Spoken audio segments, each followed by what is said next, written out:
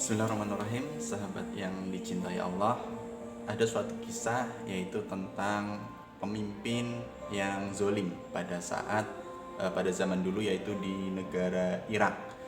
Ketika pemimpin zolim itu yang bernama Hajjaj bin Yusuf, beliau ketika menjadi pemimpin Irak kemudian mengutus gubernur di kota Baghdad. Kemudian ketika mengutus pemimpin di kota Baghdad itu, penduduk Baghdad itu dikenal sebagai orang yang beriman, yang memiliki doa yang makbul. Maka ketika Hajjaj bin Yusuf mengutus pemimpin di Baghdad, penduduk Baghdad selalu berdoa kepada Allah supaya pemimpin di Baghdad itu meninggal. Maka tidak lama pemimpin itu pasti meninggal.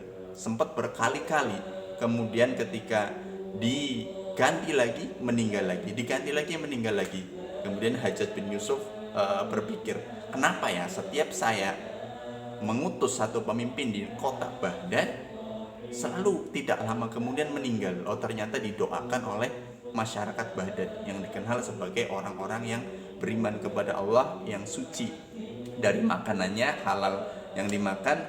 Maka itulah yang membuat doanya selalu dikabulkan.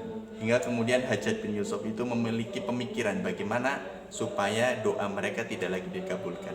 Maka Hajjaj bin Yusuf mewajibkan seluruh masyarakat untuk mengumpulkan satu butir telur untuk dikumpulkan di alun-alun kota Baghdad.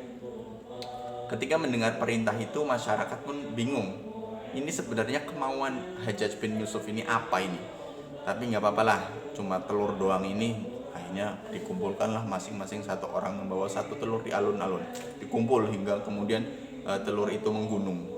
Setelah masyarakat sudah pada pulang ke rumah masing-masing, Hajjaj bin Yusuf kembali membuat peraturan, yaitu ambil kembali telur yang kalian tadi letakkan di alun-alun, karena saya berubah pikiran.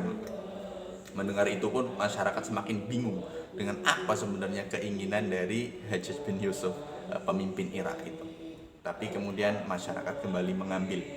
Dan ketika mengambil, tentunya karena terlalu banyaknya telur itu, orang-orang itu tidak mengambil telur miliknya sendiri.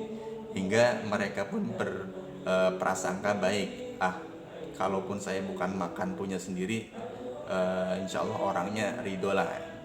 Kan telur ada yang gede, ada yang kecil, itu kan sama. Kemudian mereka pulang lah.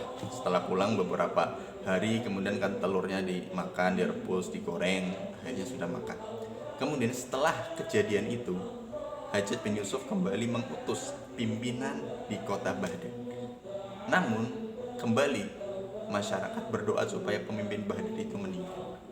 Dan ternyata doa mereka setelah sebulan, 2 bulan ternyata tidak dikabulkan. Kemudian mereka bingung, kenapa ya seperti ini? Biasanya ketika kami berdoa, tidak lama kemudian langsung dikabulkan, pemimpin Baghdad itu meninggal.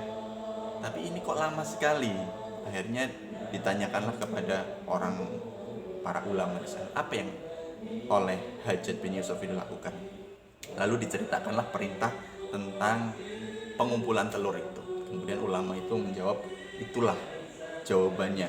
Ketika engkau memakan sesuatu yang bukan hakmu, itulah yang menjadikan engkau dan masyarakat Baghdad itu doanya tidak lagi dikabulkan.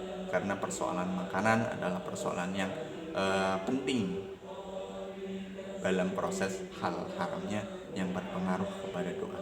Mungkin itulah juga yang membuat kita merenung, menyadari bahwa kenapa kerusakan di bumi ini semakin meluas, kenapa doa kita jarang dikabulkan. Mungkin bisa jadi sebagai pengingat muhasabah diri, mungkin masih ada perkara-perkara syubhat yang kita makan. Wallahu alam, semoga kita bisa mengambil pelajaran dari kisah Hajjaj bin Yusuf, pemimpin dari negara Irak dan kota Baghdad. Terima kasih. Assalamualaikum warahmatullahi wabarakatuh.